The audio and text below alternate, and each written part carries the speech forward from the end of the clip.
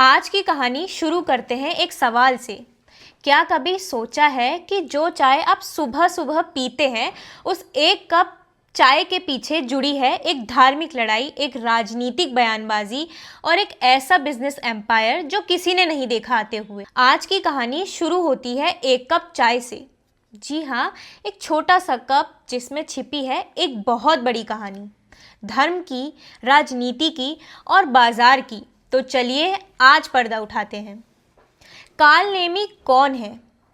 लखनऊ में कुछ दिन पहले एक बड़ा बयान आया। शंकराचार्य स्वामी अविमुक्तेश्वरानंद सरस्वती ने गौ प्रतिष्ठा धर्म युद्ध का ऐलान किया। मंच से बिना नाम लिए उत्तर प्रदेश के मुख्यमंत्री योगी आदित्यनाथ पर सीधा तंज कसा। कहीं आप ही तो काल नेमी नहीं, जो बाहर से संत दिखते हैं लेकिन काम कुछ और करते हैं। बयान तेज था, मुद्दा गाय और धर्म का था और राजनीति बिल्कुल साफ दिखाई दे रही थी। लेकिन इसी बहस के बीच एक सवाल उठता है, जिस गाय और दूध की बात मंचों से हो रही है, उस दूध का असली कारोबार आखिर चला कौन रहा है? और इस सवाल का जवाब ढूंढने के लिए हमें जाना होगा मुंबई की उन गलियों में जहां भाप उठती है चाय की केतली से। वापी से मुंबई तक हाईवे पर अगर आप गौर से देखें तो 3 तरह के बोर्ड साफ दिखेंगे।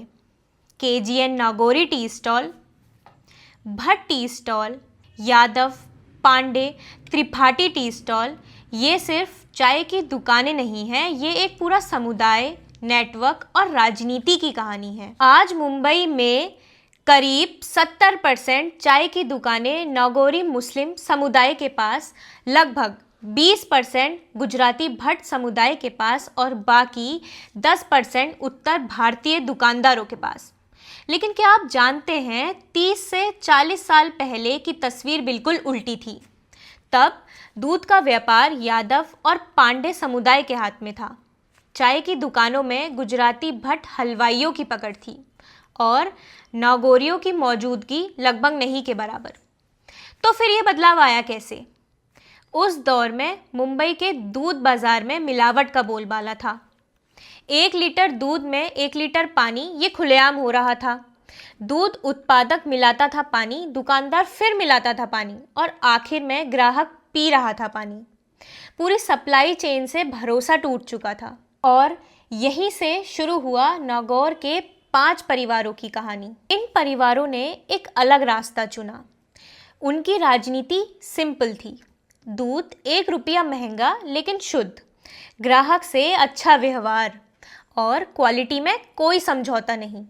धीरे धीरे लोगों ने तुलना शुरू करी और बाजार ने अपना फैसला चुन लिया। इसके बाद उन्होंने अपने समुदाय को चाय के व्यापार में उतारा।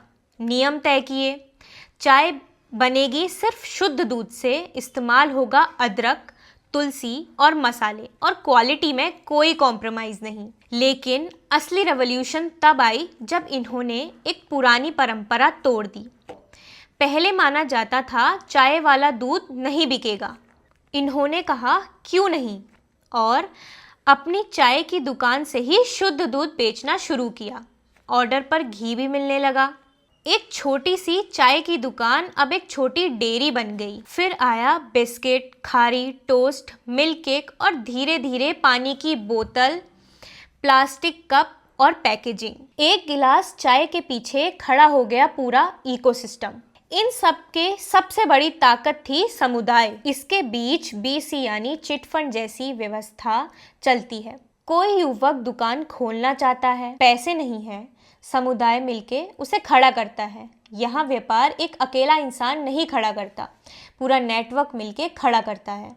जो सफ़र शुरू हुआ था सिर्फ 5 परिवारों से, आज उससे जुड़ा है मुंबई का करीब 90% दूध उत्पादन, 70% चाय की दुकानें और लगभग 40% दूध वितरण। और अब इसी दूध की कहानी में एक नया मोड़ आया। देश में दूध पीना अब सिर्फ सेहत का सवाल नहीं, भरोसे का भी सवाल बनता जा रहा है। क्या ये दूध सच में शुद्ध है? ये सवाल अब हर घर की रसोई में गूंजता है।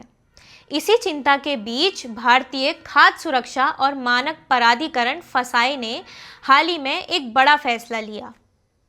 फसाई ने साफ कर दिया कि देश में दूध उत्पादन और बिक्री के लिए अब लाइसेंस या पंजीकरण अनिवार्य होगा। यानी हर दूध उत्पादक और हर दूध विक्रेता को सरकार के साथ रजिस्ट्रेशन कराना होगा। हालांकि डेयरी सहकारी समितियों के सदस्यों को इससे बाहर रखा गया है। एफएसआई का मकसद साफ है, मिलावट की बढ़ती घटनाओं पर रोक, खाद्य सुरक्षा नियमों का कड़ा पालन और जन स्वास्थ्य की रक्षा। सभी राज्यों को निर्देश दिया गया है विशेष पंजीकरण अभियान चलाएं और इन्फोर्समेंट जांच तेज करें। ये मुद्दा पिछले महीने संसद में भी गूंजा था, जब आप सांसद राघव चड्ढा ने कंपनियों पर झूठे दावे के नाम पर हानिकारक उत्पाद बेचने का आरोप लगाया। तो अब सोचिए, एक तरफ मंचों पर गाय और दूध की राजनीति हो रही है, दूसरी तरफ फसाई कह रहा है बिना लाइसेंस दूध नहीं बिकेगा, और तीसरी तरफ असली बाजार वो लोग पकड़े बैठे हैं जिन्होंने सिर्फ एक काम किया है, भरोसा बनाया है और उसे टूटने नहीं दिया। क्योंकि बाजार का एक नियम हमेशा याद रखिए, जहां भरोसा टूटता है वहां बाजार अपना नया मालिक ढूंढ लेता है। ये सिर्फ चाय और दूध की कहानी नहीं है, ये एक बदलती अर्थव्यवस्था का भी संकेत है। आपकी क्या राय है इस पूरी कहानी पर, और क्या भरोसा ही असली कैपिटल है, और क्या एफएसआई का ये कदम आम आदमी के गिलास तक शुद्ध दूध पहुंचा पाएगा? हमें कमेंट्स में ज़रूर बताइए और ऐसी ज़रूरी खबरों के लिए देखते रहिए जोखिम न्यूज़।